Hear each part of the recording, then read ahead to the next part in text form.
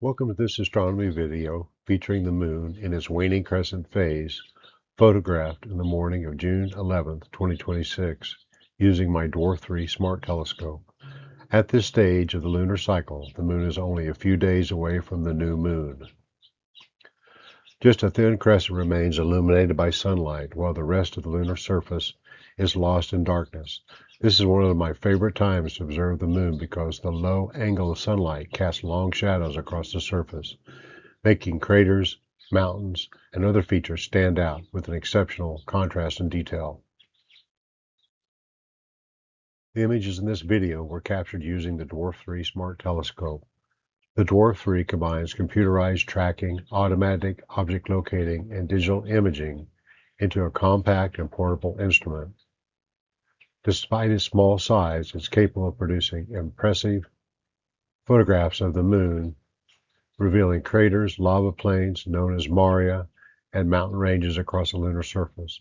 It is a great example of how modern smart telescopes make astronomy accessible to observers of all experience levels. This image shows the moon on the morning of June 11th, 2026, in the waning crescent phase. At the time this photograph was taken, approximately 18% of the lunar disk was illuminated.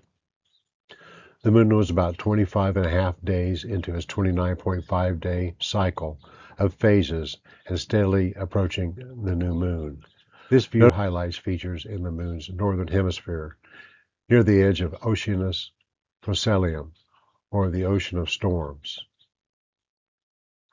We can see the craters Seleucus and Grimaldi. Grimaldi is especially easy to recognize because of its dark, lava-filled floor, which contrasts sharply with the brighter surrounding terrain. Features near the lunar limb appear slightly distorted because we are viewing them at an angle, but they still provide fascinating insight into the rugged topography of the moon.